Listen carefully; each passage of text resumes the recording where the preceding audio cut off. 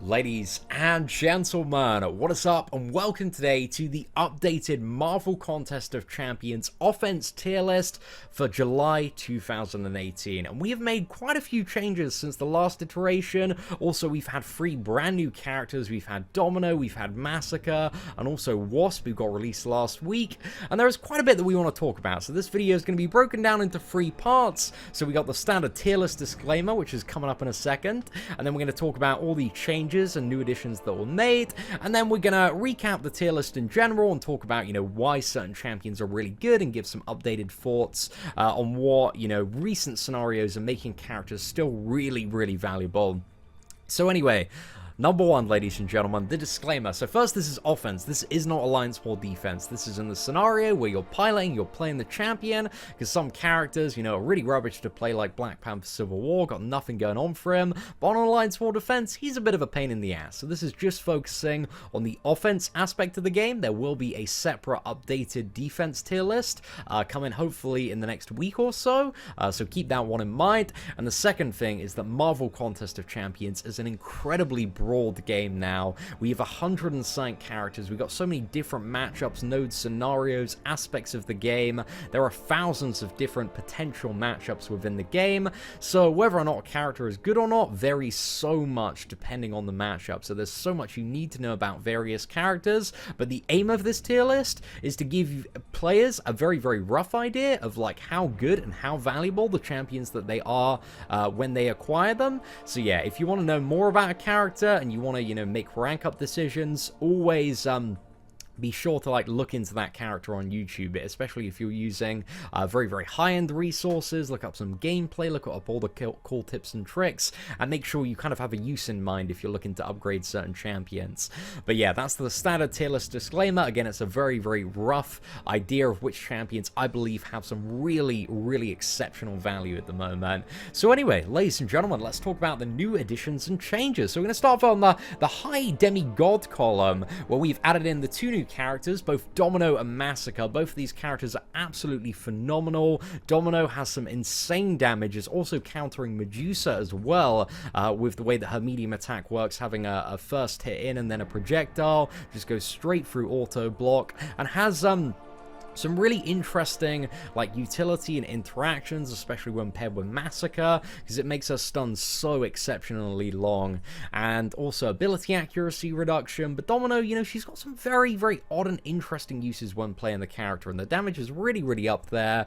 So I think there is maybe, moving into the next season, a little bit of potential for Domino to be moved up to God tier, because I feel like we are going to see a lot of people fighting kind of like final boss Medusas, which still seem to be very, very popular with Domino's moving forward. So she has a little bit of God tier potential as well, but overall very fun character to play, hits extremely hard, very useful, has all sorts of little utility all over the place, and can potentially shrug off bleeds and convert them into power. So yeah, there's a lot of stuff when it comes to Domino, but she has some fantastic potential on offense.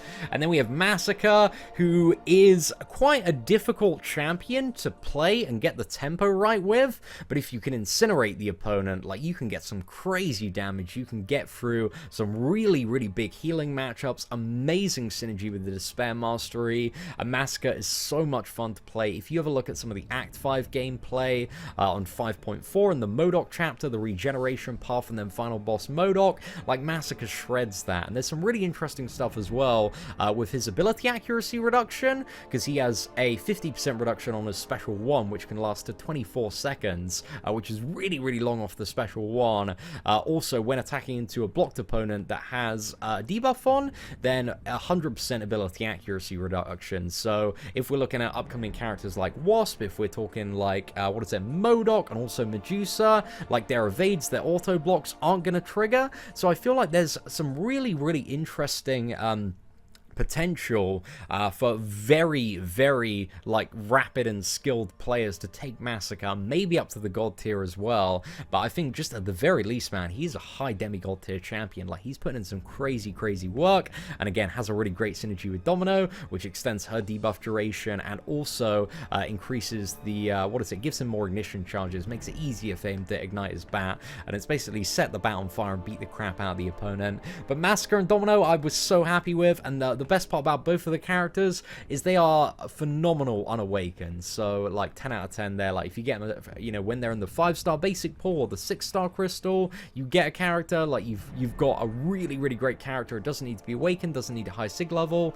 So yeah, I really, really like that as well. And then we have the character that was introduced last week, Wasp. Now, I've played quite a bit of Wasp today and chatted with some people that have taken her up to a higher rank, and I think Wasp is a little bit underwhelming. One of the, like, two of my main problems when playing the character is her block proficiency is very, very low. Like, it's ridiculously low. It's kind of at MODOK levels, so she takes so much damage from parrying, so much damage from blocking, and also, combined with that, she is one of the lowest health pools in the game. She has some pretty decent damage output and also the ability to reverse quite a lot of healing once you get quite a bit into the fight, but I think in terms of the practicality of bringing her to something like Alliance War, Alliance Quest, I just don't really see her being an option that people want to upgrade. Like Void can do a lot more stuff and is a lot more reliable, and Wasp takes quite a bit of getting into the fight before she's quite a useful champion. But with a Yellow Jacket synergy and somebody that's intercepting, you could probably bring her up to high demigod. But I feel like for the majority of players and majority of scenarios, I don't know, I just feel like at the moment she's kind of around that low demigod tier, where I feel like I would rather play a lot of the high demigod tier champions and also Void for pretty much every scenario. Like if I've got Void, I don't really see much of a reason to use Wasp. I think she's going to be good for Alliance War defense, but playing the character, not really too fussed about that. But she's alright. She brings some interesting stuff to the table, and I think there are going to be certain big regeneration fights like Labyrinth of Legends X23, Realm of Legends Wolverine, where she's really, really good for.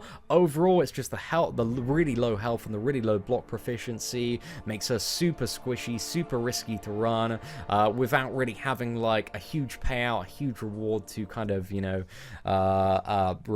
make up for that stuff. So yeah, I'm not Wasp's biggest fan at the moment, but I think, you know, there could be some high-tier gameplay that maybe sways me into putting her into high demigod, but I just don't see how she would be better for Alliance War attack in comparison to Void. Void is just such a solid, reliable character when it comes to the science class and dealing with stuff like regeneration there. And also, Wasp does rely on you keeping your combo, and if you mess up your combo, if there's like some evade, that's going to screw up your heal reversal or ability accuracy reduction.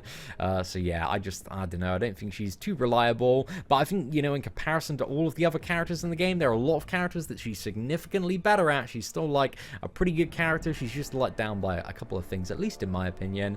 But anyway, ladies and gentlemen, what other changes do we have? We've also moved both Red Hulk and also Sentinel up to high demigod. I've seen some crazy gameplay the last Alliance War season, from 5-star Sentinels. A lot of people that were on kind of, you know, poison and bleed paths, especially when it comes to Alliance War, and want those double immunity champions, are taking up Sentinels because the damage output is really there once you've got an awakened one, like Blue Marvel, his rank 5-star Sentinel, taking down Labyrinth of Legends Red Hulk in 260 odd hits, and that's very, very impressive from a double immunities champion that can also heal block and has all this cool utility. So yeah, Sentinel is really going up in the books. I think he's one of the most interesting double immunities champions to keep your eye on at the moment. But yeah, it does benefit very, very nicely, and especially if you want to bring him into Alliance War, you kind of do want to have him awakened, but he's still quite good, even unawakened. He's just a lot more annoying to get the 100 analysis, which is what you need to kind of enter that, you know, really insane mode for the character. And then we also have Red Hulk, who's been putting in some work, man, especially against big Morningstar bosses in Alliance War, and you know, the synergies with what is it, Domino and Massacre have only made him a little bit more desirable as well. But Blue Marvel has uploaded some awesome Red Hulk gameplay, and yeah, I really feel like Red Hulk is throwing down with a lot of the other science characters that I would consider high demigod tier. Has a really big health pool as well, poison immune, awesome damage, ability to regenerate a little bit, but yeah, that damage can be very, very effective. So yeah, I'm really liking a lot of the Red Hulk stuff that I'm seeing at the moment. And then we've also moved Nebula up to low demigod tier. Brian Grant has done some awesome Nebula gameplay last season, and I think a lot more people that are getting like 6-star Nebulas, especially with like the Proxima Midnight synergy, which allows her to start with 10 shock charges, is so much more valuable when it comes to like certain immunities nodes in Alliance War. So yeah, I've seen a lot of interesting use come out of Nebula, and I think that Proxima synergy is really awesome for the character. So I've been enjoying seeing some more Nebula gameplay, so I thought it was well justified that she was moved up to the low demigod tier from amazing. Then we've also moved Mephisto up as well, because I know quite a few people still like to use him in Alliance War to deal with champions like Medusa, and he's quite useful. You know, he's poison immune, takes care of those nodes quite nicely, has some, you know, nice power gain, which you can convert into a little bit more damage as well, and a little bit of an emergency power drain if you might need it in some scenarios, with a special free, which you can only use once. But Mephisto, you know, he seems like he's kind of around what I would consider a low demigod tier champion, so very cool stuff. And I've also added in Winter Soldier and Black Bolt. Winter Soldier with the caveat of the unique synergy with Killmonger, giving him a good excess amount of damage. Ideally, you want the 5-star Killmonger for 500% attack when he has a combo of 100, which is really awesome. Makes Winter Soldier a very hard hitter, and there's a little bit of utility with his power drain as well. Maybe there is an argument if Killmonger, Winter Soldier, Sabretooth synergies, something like that becomes very popular for him being moved up a little bit more, but I think low demigod for the moment. And also Black Bolt, with 6-star Black Bolts. Quite a few people have actually got a 6-star Black Bolt now and awakened it. And, you know, when you've got an awakened Black Bolt, especially with the Medusa synergy, giving him 25% attack and also allowing his buffs to be permanent as well, that Black Bolt is hitting pretty hard. And also he's got stun, and if you're going to bring Medusa, there are certain setups where, hey, it's not too bad at all. So I think Black Bolt is making a bit of a return as a 6-star character. And also, you know, I've seen some pretty awesome, like, 4-star maxed out gameplay as well from Black Bolts. So yeah, I think he's not doing too bad at the moment either. But I have made one demotion, and that was, you know, I was having a good chat with people in the comments section, and I did decide to move Hawkeye down from high demigod to low demigod, because I really like Hawkeye as a character, and I've got him at 550 as a 4-star on my free-to-play account. But I do think, you know, in comparison to a character like Vision does bring a lot more to the table in terms of, you know, full power control plus double immunities and heal block, whereas Hawkeye, you know, just has maybe a little bit more damage in comparison. But I really like Hawkeye. He's a great power control champion. I think there's a lot of value in power control if you're very good at intercepting as well. And yeah, maybe there are some still quite a few scenarios where Hawkeye is a really great character. But yeah, I think low demi is more of his setting at the moment. But yeah, aside from that, ladies and gentlemen, we're just going to brush over very quickly the high demigod, the low demigod champions, just to talk about their uses a little bit. Iceman, you've got a triple immunities champion, Poison, Bleed, Incinerate, counters evade, can tank special freeze. So yeah, some really cool stuff there. Archangel, if it bleeds, if it poisons, Archangel is like the best option. His damage output is ridiculous. So yeah, just such a great character for so many scenarios. Magic, still one of the best general power control champions and like boss killers when it comes to stuff like Alliance War. Just keep the opponent in the corner, spam the crap out of the special 2, easy game, easy life. Ghost Rider is a part of the Holy Trinity with Blade and Stark-Enhanced Spider-Man. Just a Swiss army knife of crazy utility, great for Alliance quests for bleed paths and regeneration, and also for many paths in Alliance War where Ghost Rider is also an absolute MVP.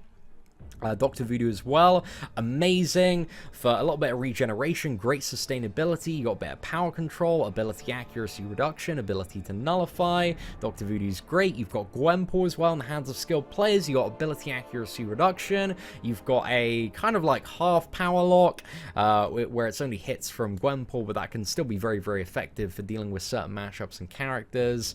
You got a crazy immediate damage, which if you get really lucky with the bleeds just stacks up so much and you can tear the opponent apart.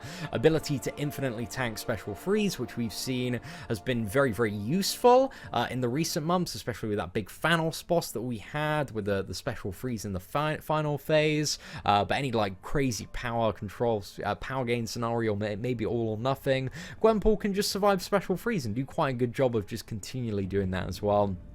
And we also have Blade, the god for slaying villains and mystics, crazy damage, regeneration, ability accuracy reduction with his danger sense, debuff resistance. Blade is just the ultimate killer still for a lot of scenarios.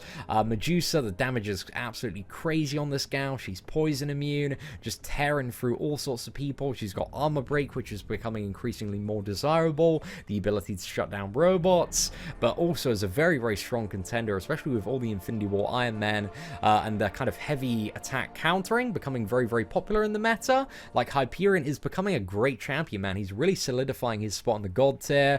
Just crazy damage, poison immune, awesome utility with his power gain as well, which allows you to manage quite a few matchups very well if you're just continually baiting the special one. Starking on Spider-Man, part of the Trinity, crazy damage, assisted evades, emergency power drain, stun on the special 1, super shock on robots with the special 2, counter evade and ability accuracy reduction on the special 3. Spider-Man Stark is crazy good, man. Star-Lord, we have insane damage when it comes to big, lengthy fights like Labyrinth of Legends. I also see some people running Star-Lords for stuff like Infinity War Iron Man and Alliance War, because a lot of people struggle with like the final 15% phase, so they get up the combo, maybe save the special 3 to the final 15%, and then just fire off the special 3 and don't have to worry about that phase. So I've seen some cool stuff for Star-Lord recently.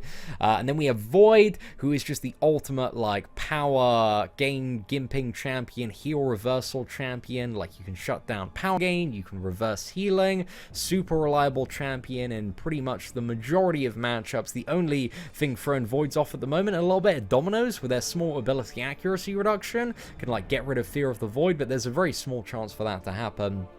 However, Void, for the majority of like big healing reversal scenarios, is just so incredibly insane. So yeah, he's just a great character, has a really, really large health pool. A lot of people are running Void at the moment on Alliance War Attack, and I think he has solidified his spot as the top science character. And then we have Sabretooth, tons of damage. Wolverine, tons of regeneration. Domino, again, tons of damage. Scarlet Witch, roulette wheel character with tons of damage, maybe a little bit of regeneration as well. Morningstar, bleed immune champion, 5 souls, absolute beast, good amount of damage, very good for dealing with characters with a lot of buffs, and yeah, a little bit of regeneration there as well. Killmonger, I'm kind of debating, I'm looking very carefully for more Killmonger gameplay footage. But I've been watching quite a bit of it, and I have heard from top-tier Alliance War players that aren't super chuffed that they took up Killmonger, because some people are timing out against Medusa final bosses with Killmonger. So yeah, but I think he's going to be increasingly popular, especially with Wasp coming in. So there is maybe an argument for Killmonger being moved up to God tier. So he's definitely one that I've got an eye on, and I want to see some more Killmonger gameplay. Taskmaster, just a great champion when he's awakened, when he's at high signature level. So you got a couple of requirements there, but in the hands of a very, very skilled player, he's such a versatile champion. Great block proficiency, ability accuracy reduction, got a bit of an armor break as well to counter some of these super fun champions that, you know, just need their armor broken to disable certain abilities like Ghost and Killmonger. Massacre, who's great for the damage. Corvus, who is insane for short bursty fights. Proxima, who's amazing for longer fights, where she can ramp up her damage and also parrying projectiles and all that kind of stuff. Dr. Octopus, great for infinite heal block or power control. Vision, double immunities. You have power drain. You have heal block there. Iron Man Infinity War, just massive Swiss Army knife champion. Can do a lot of stuff, help in a lot of matchups, but doesn't necessarily do anything the best, but he has a lot of uses. And if you want to find out more, type in 7 uses for Infinity War Iron Man into YouTube. Sentinel, as we covered earlier, double immunity, super useful. Quake, very, very good character in the right scenario where you can spam heavy attacks there. Luke Cage, so much fun to play, so awesome, great bleed immune character, tank special freeze, great damage, just hammering the corner with the special ones. Very good for Sentinels in Alliance Quest at the moment. Captain America Infinity War, great utility character, so much damage you can charge up on a big, beefy special too. Does kind of need some of his synergies to a certain point to access a lot of the utility, so I haven't really seen many people running him, kind of where it counts in the big endgame Alliance War, but certainly definitely, this character has a lot of value, a lot of potential. Gladiator Hulk counters magic really well. Mephisto, Dormammu, and it's just a really great and fun champion to play. Like, he's a good amount of damage, like a bit of regeneration as well with his awakened ability, but even unawakened, he's super, super effective. And Red Hulk we talked a little bit about earlier as well. But that's it for the God and the High Demigod. Then Low Demigod, we got Wolverine X-23, just awesome damage there. Rogue, we have a little bit of power control, resistance, bit of lifesteal on the special one. Dormammu, double immunities, bit of power control as well. Not very much damage, but Dormammu's okay for some scenarios. Hood's got some great utility. Mephisto, we covered a little bit earlier. Elektra has some very strong ability accuracy reduction and can be played to a very, very good level. Daredevil Classic might be, I don't know, he's still kind of up there. You've got the stun, which is super valuable, and also the increased block proficiency, which is really, really nice as well, along with when he's awakened, the guaranteed chance that you're going to auto-evade projectile attacks, so that can be very useful sometimes. For Ragnarok, when awakened, when at high signature level, with the right team synergy, he's very, very effective there. Crossbones, got some ability accuracy reduction going on. Black Widow, ability accuracy reduction going on. Hawkeye and Winter Soldier we've talked about. Drax has got some decent damage. Same story with Thor, Angela. Hela, there might be an argument for actually moving Hela up, because I've seen some really dank Hela gameplay, which I've been very, very impressed with. So yeah, I don't know, I'm on the lookout. If you got some good Hela gameplay, man, tweet it my way, send it my way, because yeah, maybe there's a chance she's kind of up there with the high demigod tier characters, but I think Hela has a very, very high skill cap to the character as well. Then we got Ultron and Nebula, a couple of awesome double immunities characters. We got Hulk as well, who's great for the Sentinels, just for that special one spam, but again, I do have to believe personally that Luke Cage is, you know, overtaken Hulk in terms of usefulness, generally speaking. But, you know, Hulk is poison immune, Luke Cage is bleed immune. So, yeah, maybe there are uses for both of them. But, yeah, ladies and gentlemen, again, there are so many characters, man. I could talk all day about this, but there we go. We are 20 minutes into the video. So, yeah, hopefully you enjoyed this kind of little updated tier list chat. Again, this is just a very, very rough guide of characters that I feel like are doing phenomenally at the moment, and which ones are really, really good to kind of invest in. But as always, you know, if you're interested to find out a little bit more about a character, make sure to look up YouTube videos. There is plenty of incredible content out there from so many top tier players. So yeah, ladies and gentlemen, thank you so much for watching. If you did enjoy the updated tier list video, feel free to smash that like button. That'd be greatly appreciated. Once again, thank you very much for watching. Take care, and I hope that you have an absolutely fantastic day.